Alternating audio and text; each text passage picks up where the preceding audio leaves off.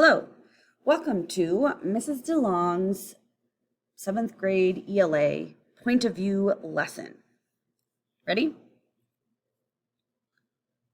I'm sure you will be as soon as here we go. Okay, so there are 4 types of point of view that we're going to talk about.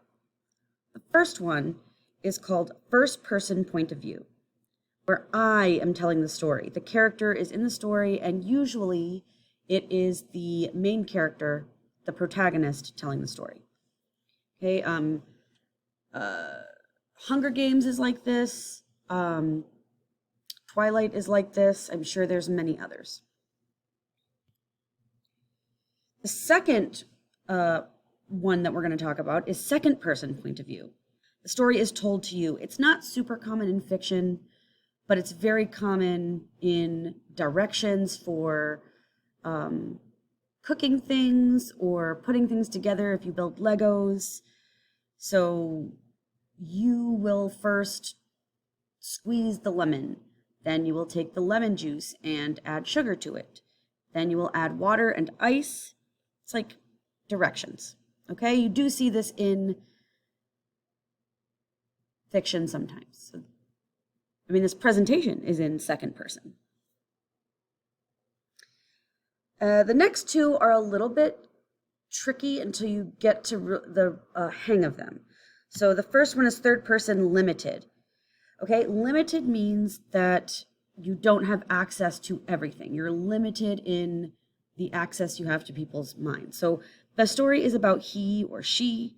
The narrator is outside the story, which means the narrator is not inside the story, and has limited access to the thoughts of characters. So for example, a character might have access to 1 or 2 main characters' thoughts, but they don't know everything that's happening outside of those 2 characters, and they can't read the thoughts of other characters.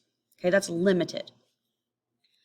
Third person omniscient is when the story is about he or she, the narrator has full access to the thoughts of all characters. The narrator knows everything that's going on, can see every character wherever they are. Okay? All right. So, an example of first person is Katniss Everdeen from Hunger Games. When I head to my room, Peeta lingers to talk to Portia. I'm glad. Katniss is telling the story. Second person point of view, these are advertisements, okay? So Nike's, just do it. Xbox, life short, play more. And Skittles, taste the rainbow. They're talking to you, right? They're talking to the person who's going to probably be buying these items. Okay, so that's second person point of view. And third person limited point of view. This is from Harry Potter. Harry sat up and examined the jagged piece on which he had cut himself, seeing nothing but his own bright green eye reflected back at him.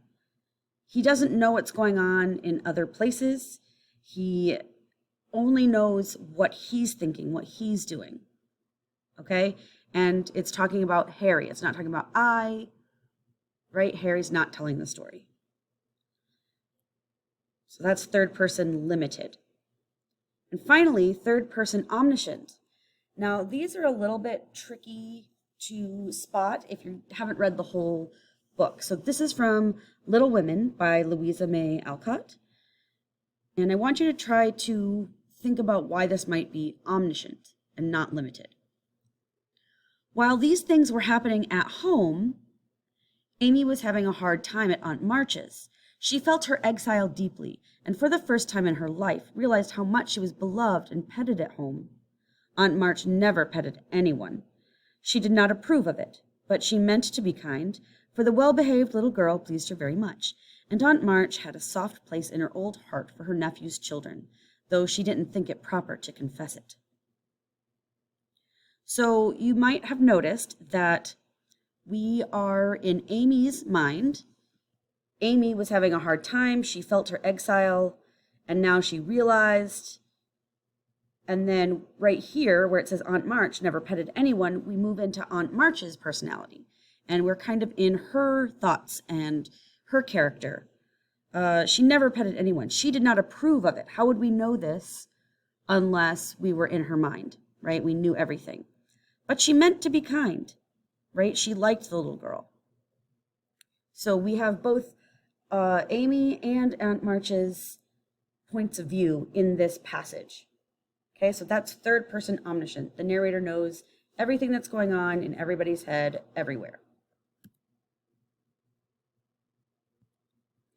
Okay, so here is where we're going to get a little bit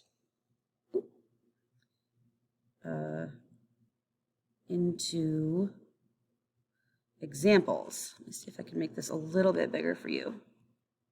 Nope, wrong way. Okay, there we go. So we are going to review. Number 1, the narrator tells the story only from one perspective.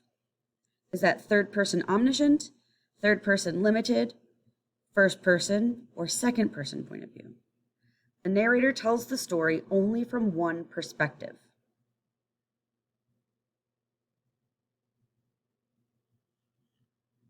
On your scrap piece of paper, you should maybe write that down. Okay?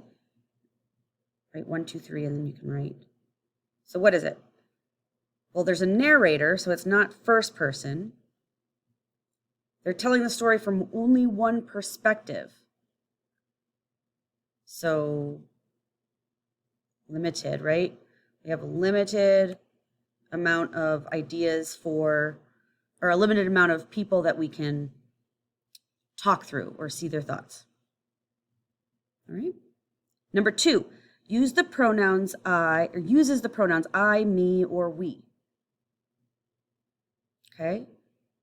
Think about it for a minute.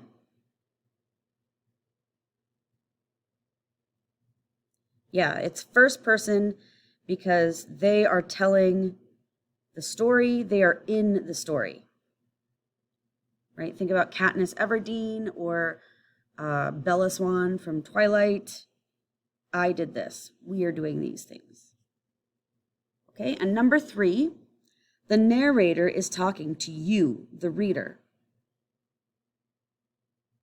Remember, just do it. That is second person.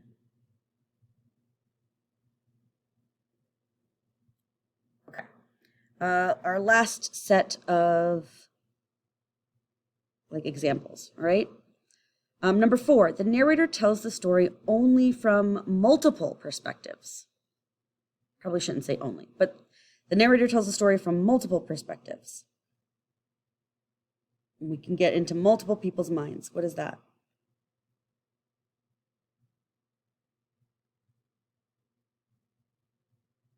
Omniscient.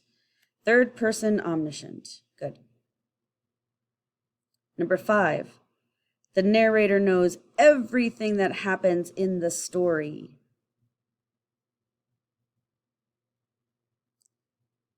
They know everything. They are not limited. They are omniscient.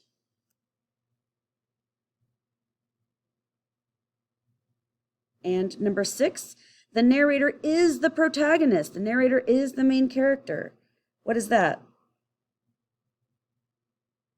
If you said first person, you are correct. Oops, that's not what I want to do. Let me do this. There we go.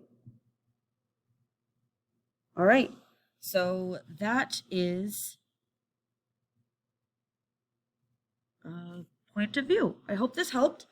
And yeah, good job. It's Mrs. DeLong, over and out, 10-4. Roger, Roger.